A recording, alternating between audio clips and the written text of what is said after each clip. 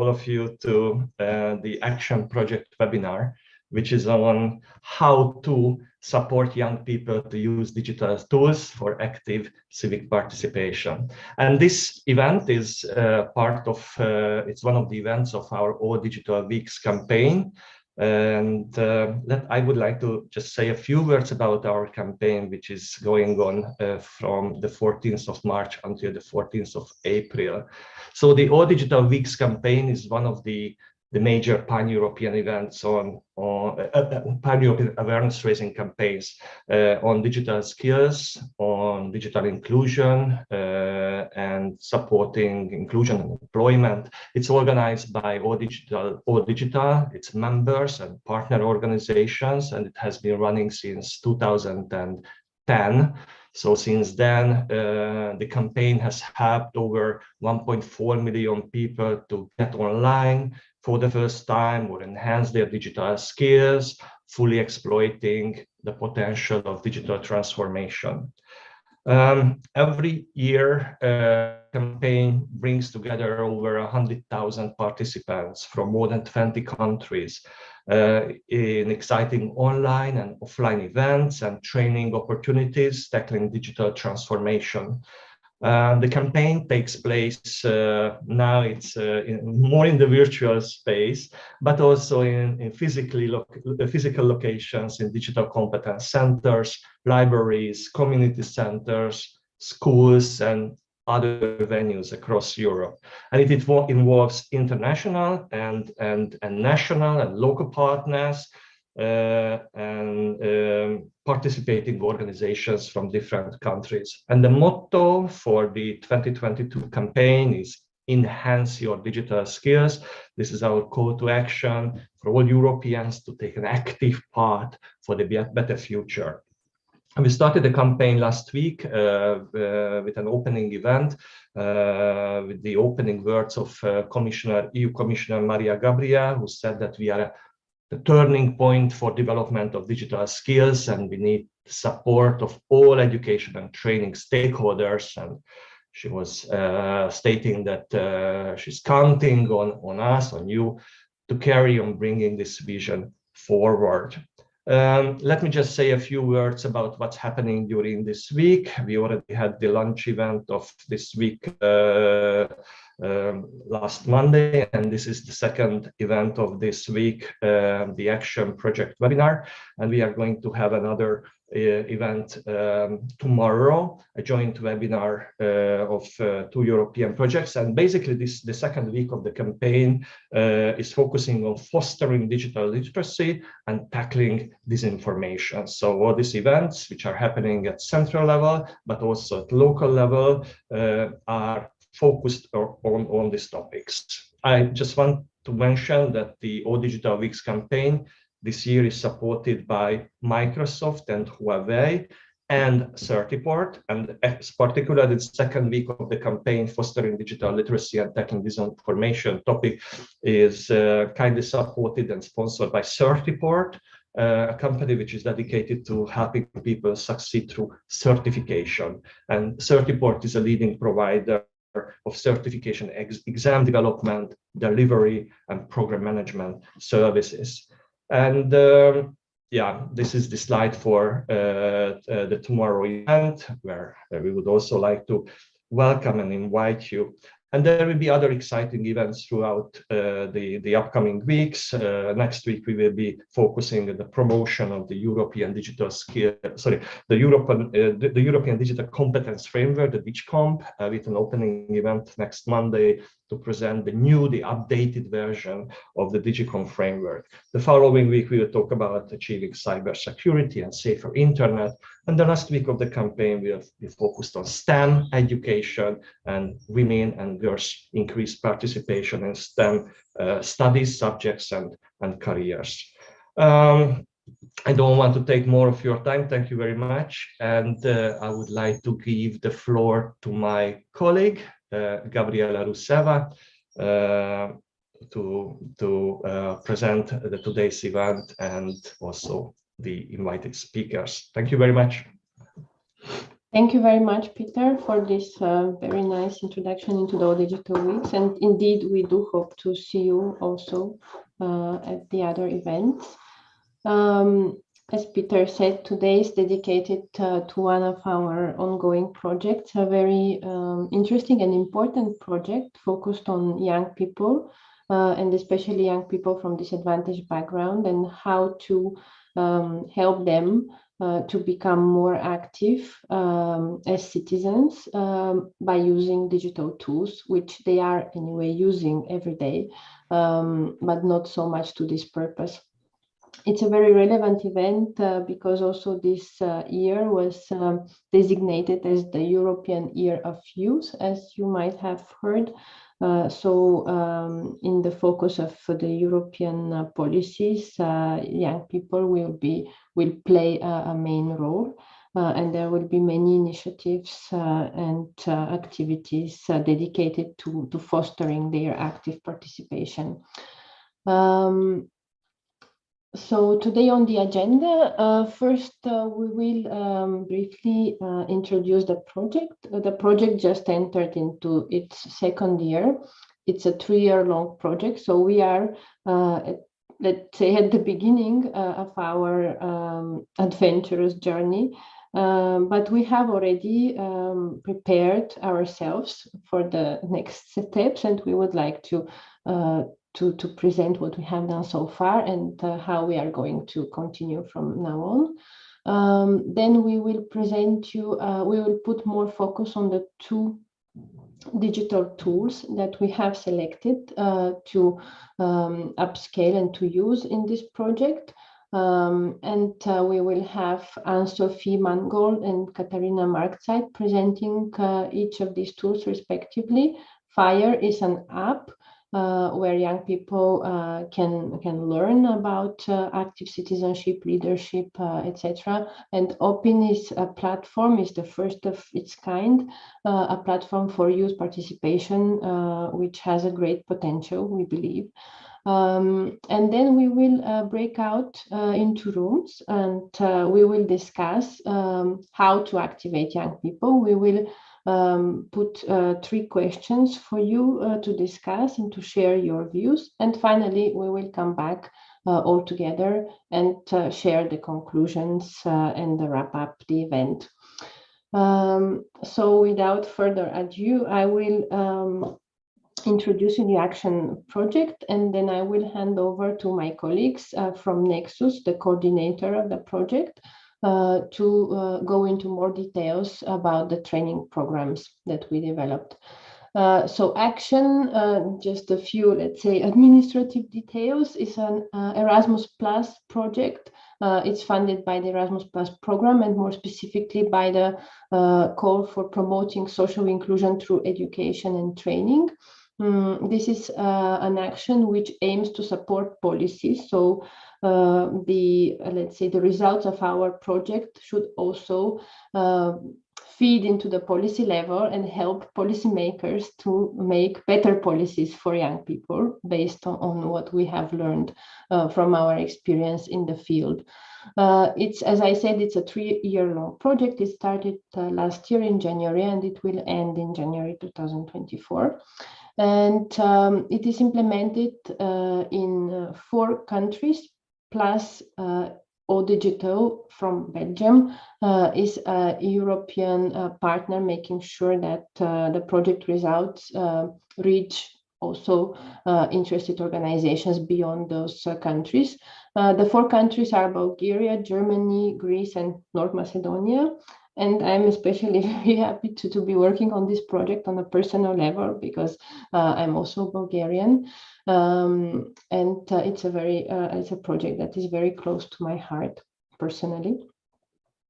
Well, why this project was necessary? As I said in the beginning, young people are using the internet every day. Digital tools and digital technology is part of every sphere of our life. And especially for young people, they are using it. They are using the internet daily. They are using it to communicate, to play, to learn, especially since the pandemic, the last part, especially since the pandemic. However, according to Eurostat and according to a special Eurobarometer that was done a few years ago, less than 20% of their activities are done related to the civic participation and active participation online. So around 15% of them are using online platforms, for example, to express their opinion on societal matters.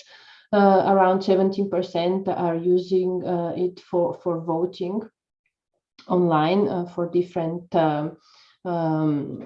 let's say, local or national issues, and using it to communicate with governmental services. So that's a really low percentage as compared to the other activities that they are doing online. And what does Action aim to do? Well, exactly to close this gap that we have identified, that has been identified, and to strengthen young people's digital competencies in civic participation, and to build their competencies in using online tools to be actively involved in democratic processes.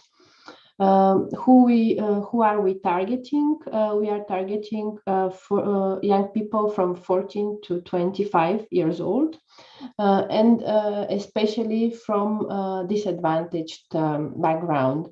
So from socially or economically disadvantaged backgrounds, or minorities such as ethnic minorities, for example. This is the main target group in Bulgaria. What do we want to do is to help them to become active digital citizens. So this is the main, let's say, objective of the project. And we are going to do it by, first of all, training educational professionals, so those who are working with young people, youth workers, social workers, teachers. Then we are going to organize with them or support them to organize competence building workshops for the young people. And then after these workshops, we are not going to stop there and leave them alone. We are going to accompany them in their e-participation experience. So either through the online participation platform or through other activities for community involvement. We will support them to carry on with their own e-participation projects, let's say.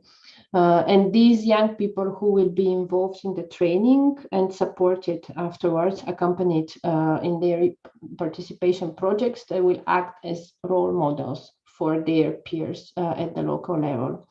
And finally, we would like to multiply this experience through various events and conferences, and to make sure that it reaches everybody who might possibly benefit from our knowledge and from our experience. What we did so far, during the first year of the project, we focused mainly on desk research in order to build a really solid evidence base. So we researched theoretical models and definitions in order to come up with a solid theoretical basis for our program on these three broad thematic areas: digital citizenship, health literacy, and media literacy.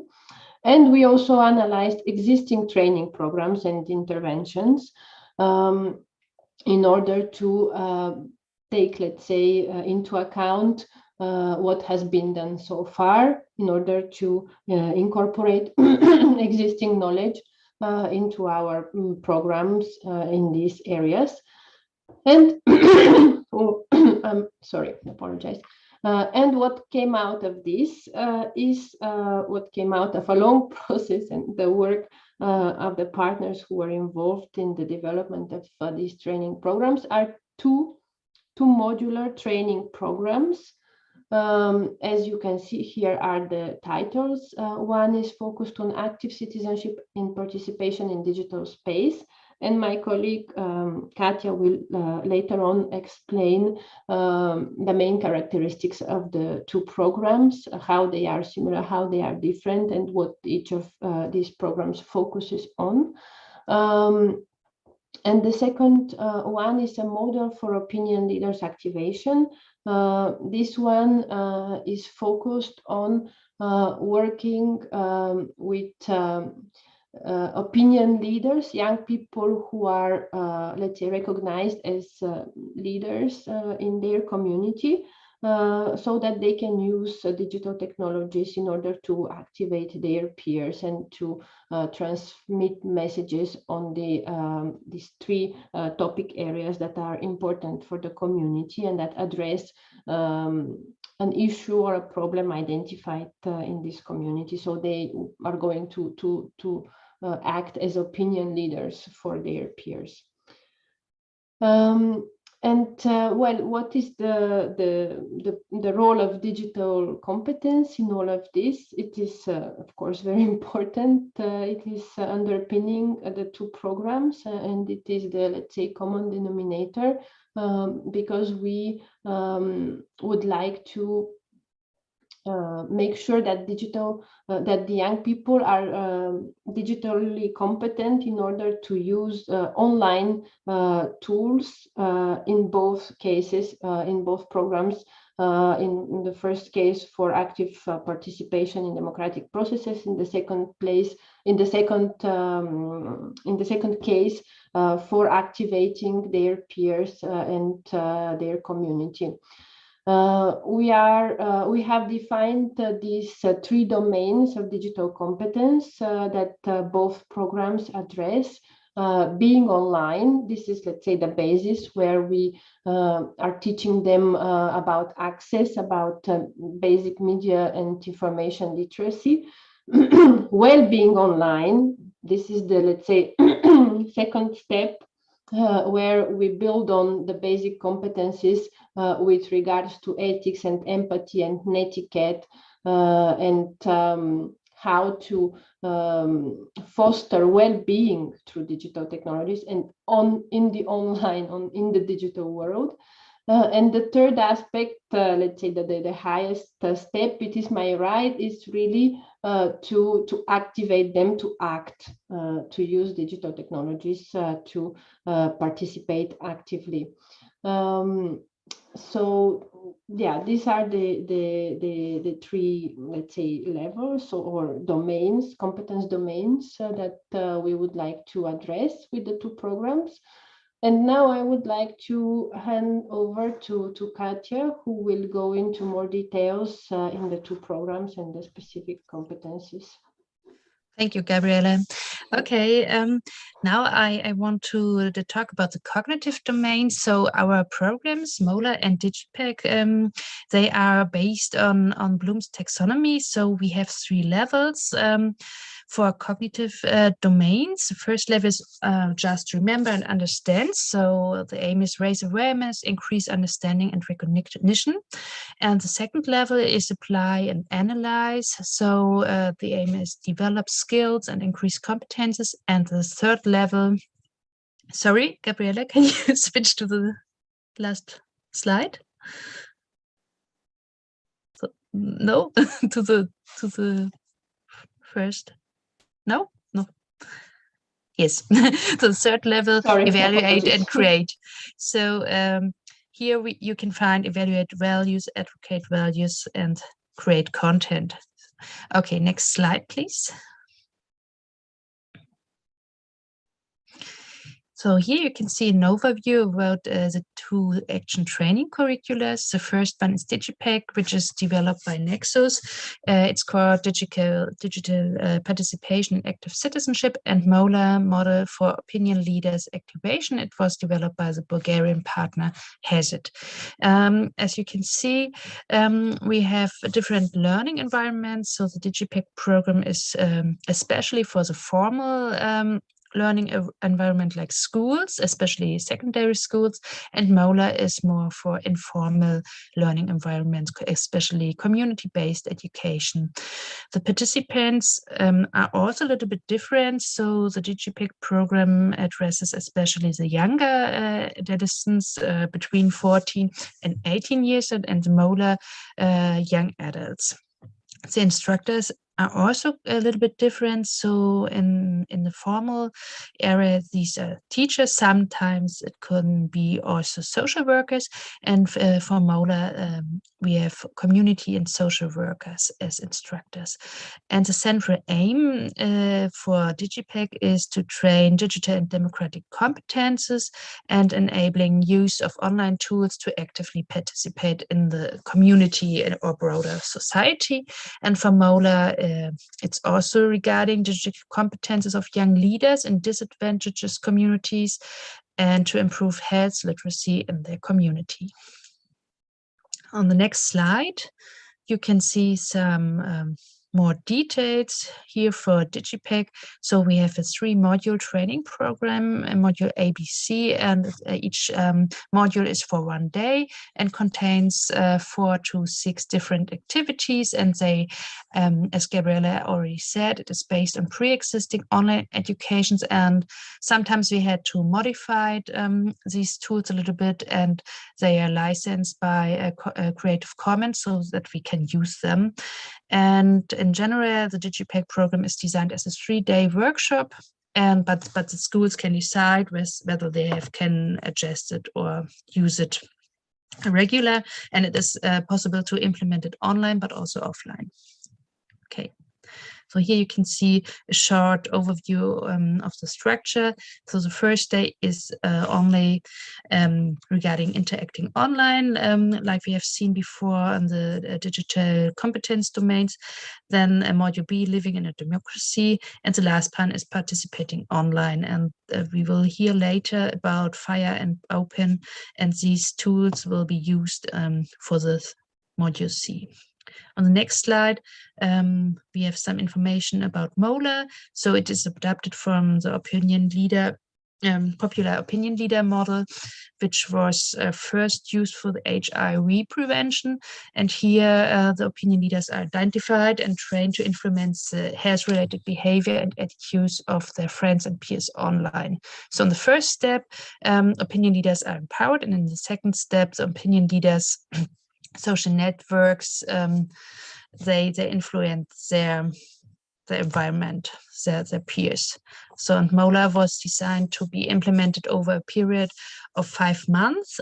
For maybe you go to the next slide, there we can see it. So we have a pre-implementation phase for 2 weeks, and then the second training sessions, 5 sessions to improve the digital literacy of the opinion leaders and to create self-confidence. And then we have an activation phase. And in the end, we have the evaluation. So that is a short overview about both programs. And then I can hand over to Ann-Sophie and Katharina. Thank you. Yes, thank you very much, Katja. Of course, if you have any questions, so we can discuss in the breakout rooms or at the end of the event. But now let's go indeed to the next presentation, which will go more into depth of the F.I.R.E tool, F.I.R.E app. And I would like to invite Ann-Sophie, who is working currently for Open OSF, Open Society Foundation in Bulgaria, to explain more about the app. So, Ann-Sophie, the floor is yours.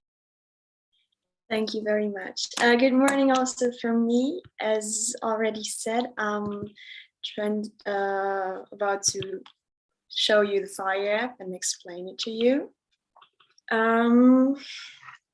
I hope everybody can see my screen. So the F.I.R.E app is an app which is like F.I.R.E stands for from idea reality to execution. And yeah, it's a self-education and skill building app for active citizens and members of NGOs, which is of course, then the target group. The idea is to provide material for self-education so that everybody can, from wherever they are right now, educate themselves about leadership and communication. As I said, it's about flexible learning. It's wherever you are, you can spend as much time as you have and as you want. And your progress will be saved, so you can continue whenever you can or want. There are 3 models and approximately or maximum 4 hours, including the videos that are in a model, will take. To get started, it's as in every app, you need to download it and log in with an email and a password that you can create, and that's it. As I said, it's continued like with 3 models. The first one is leadership, the second one is project planning, and the third is art of communication. And for the first model, you learn how to self-organize and organize your community. So everything continues with leadership. From this one, the app is like we adopted from business tools and instruments that are used in the business sector, and transform them into useful things for also NGOs. The second one is project planning. You learn how to plan and implement your change. You learn how to plan your projects correctly with the budget, with everything you need inside. And the third one, art of communication. You learn how to communicate in your team and what makes communication important in teams with yourself, and how to communicate also to the outside, not just in your NGO, but also with the press, with the government, with everyone. A normal app has also those functions like courses, terms and privacy, all of the normal things. And yeah.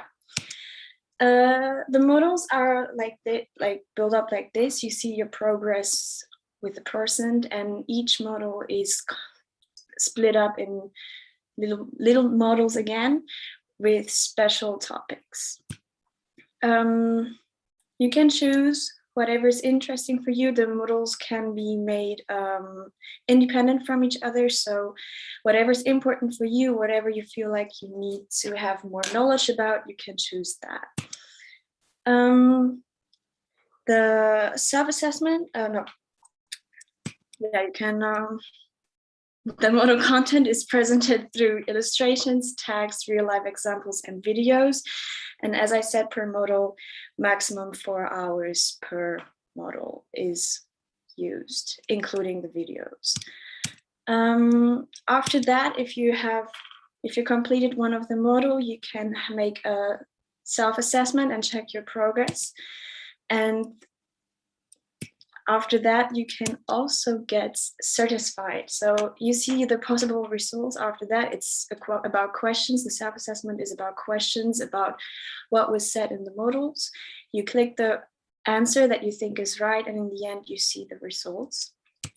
And for that, you can also get the certificate. Also, again, those 3 models are independent from each other, so you don't need to complete every model in order to get the certification. Yeah, also you can restart them if you think you need to do better or want to do it again. That's all possible. Most of the things are from, like, if you want to see more and learn more about those things, you can, the webpage is called Study at Home, and that's with the partners and the sources of Open Space Foundation, and that would be quite much it. Thank you. Thank you very much, Ann-Sophie. This was a very, let's say, concise presentation. A lot of information, but very well presented. Thank you very much. And now I would like to invite Katharina from Liquid Democracy, the organization who is behind the development of the OPIN platform, to tell us more about the platform and how it is going to be further developed. Thank you, Gabriela. Hello, everyone. Good morning. My name is Katharina. I'm from Liquid Democracy from Berlin. And some years ago, we developed the youth participation platform OPIN, and I would like to give you a short roundup so that you know what you can expect if you try to use OPIN. So, like I said, OPIN is a platform for youth participation, and we developed it together with our partners from all over Europe.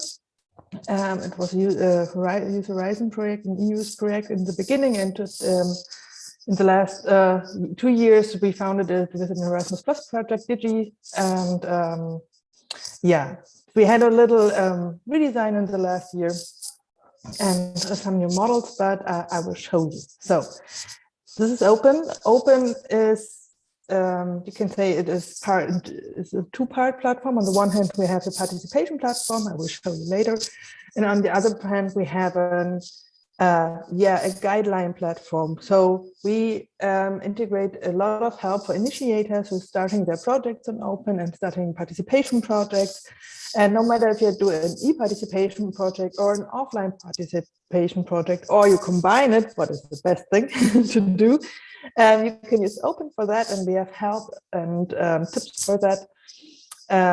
We integrated use cases, so from 4 different European institutions, we got use cases, and they describe how they run the project and what was happening and which module they used on OPIN. One of them is from was Maritje from Sega, so she's here too today.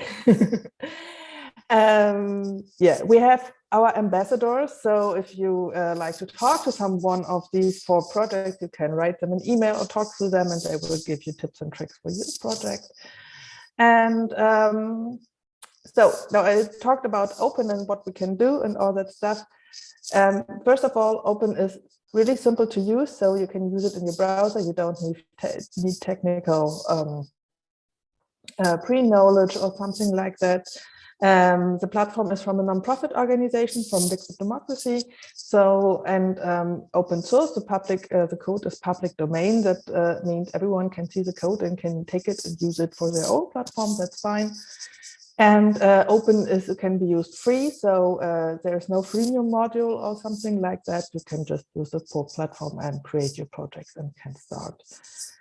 For most initiators, it's hard to start their first participation project. So we created the e-learning section where you can go from all your project phases and get useful tips, and that you know, okay, how I can start my project, what things I have to think of, what things I should do first, and stuff like this. So it's really helpful, and we always suggest to go through this. These are really short articles and easy to read.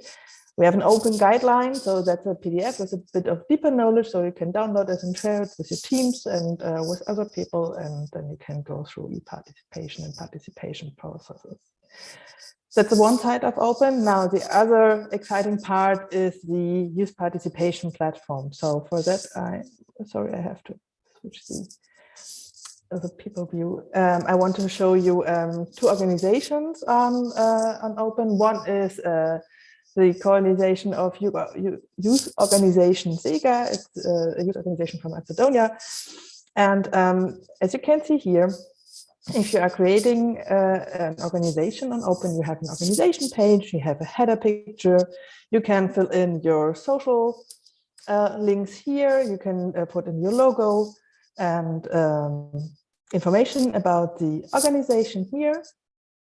So every participant can read about the organization, what they're doing, and so on. And then you can see all the projects from the organizations down here. And some organizations have some more, like Vega. And that's really cool to see, because you can see how many projects they're running, and it's really a really nice project partner. On the other hand, we have Agencia Zaza, and they did a lot of participation projects too. And because this is in English, Maritje, I hope you don't mind that I show these projects. This is a participation project with a text review. So they copy-pasted some text parts in the module, and then they discuss this. You can see the discussion here. Then you have here the discussion and the suggestions. You can vote the discussion, the topics and these things, and you can share it or you can report it, of course, and you can do comments too.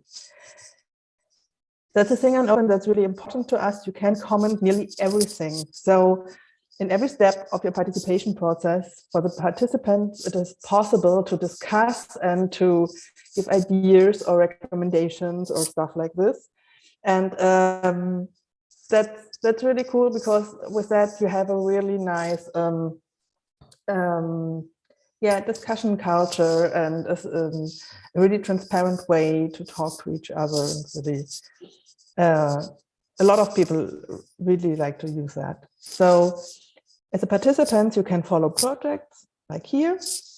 You can see the information tab where the organization can put in the information about the participation projects they are running and the result. Now you may ask, okay, I'm doing a participation project and I don't know the result because I don't know the ideas are coming in. Yeah. We from Liquid Democracy always suggest to have a expected result. So if you ask a question, you will get an answer, and you have to think beforehand if you want to get this answer or not. So this is the one thing. And the other thing is, if you just ask a question, but nothing will happen afterwards, like you go to the municipalities or talk with other people who are in charge, and nothing will happen, then the participants will not coming back. So we really suggest to have a result and a view for the upcoming result and what you want to do with that. And that you should put transparently into your project, like here in Open in the result tab.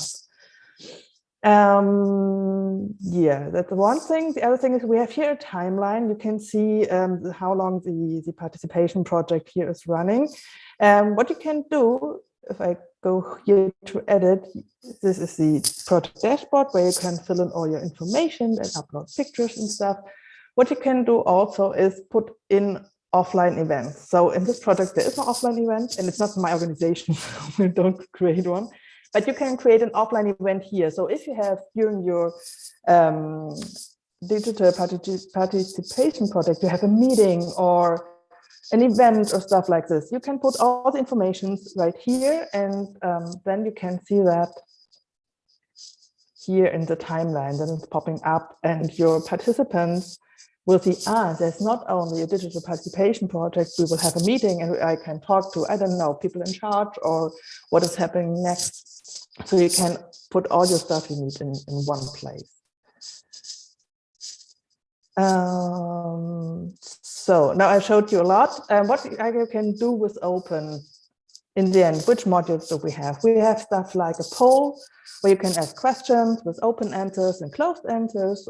So people can just click yes or no, or I don't know, do you like more cats than dogs or cats? And then you can have an open answer and the people can write an, I don't know, lizard or stuff like this. That's possible too. We have the text review, I already showed you.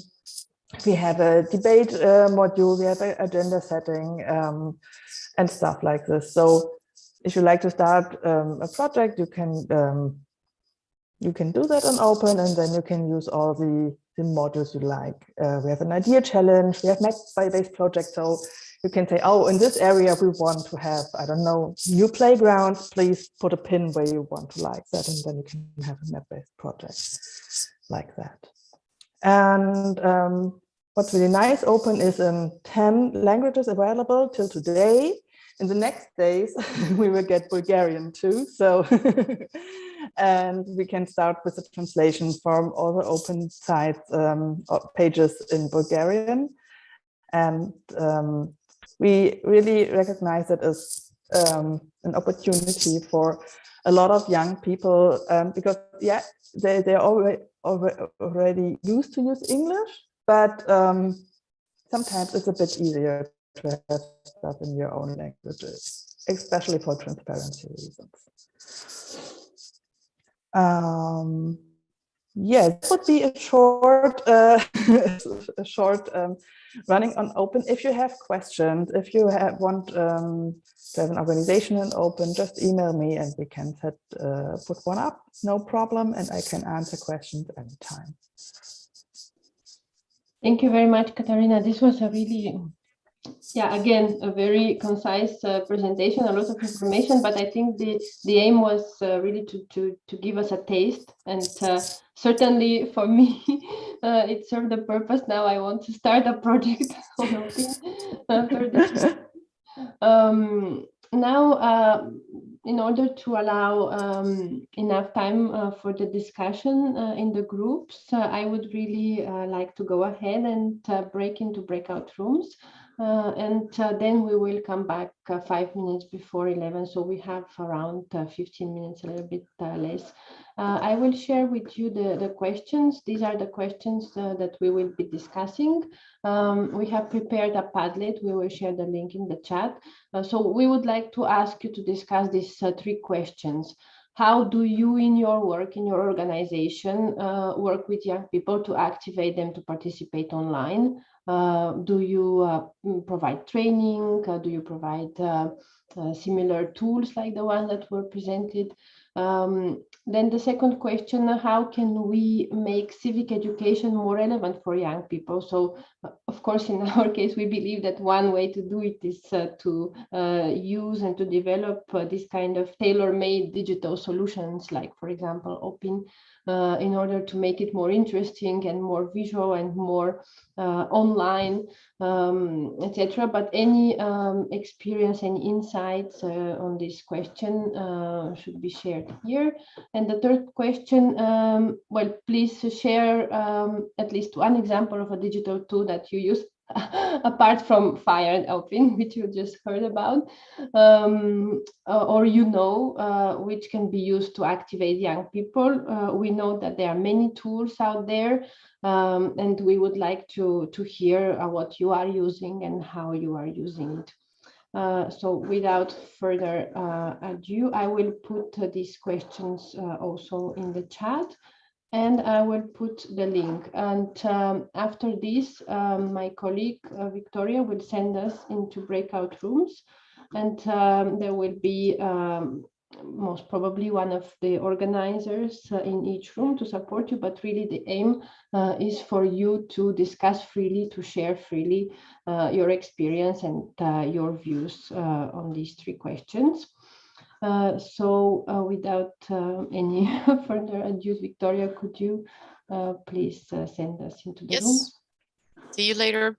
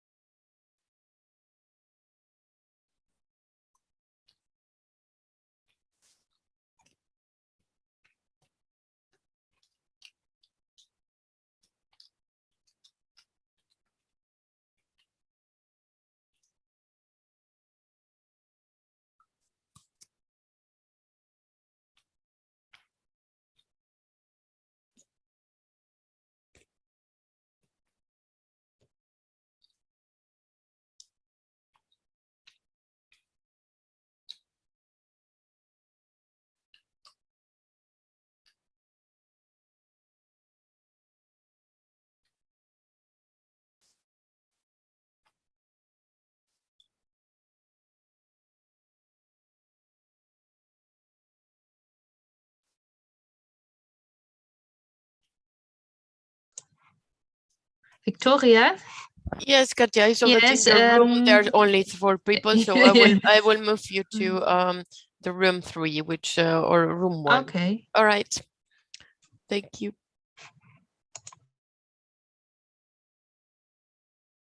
No, I think so. No.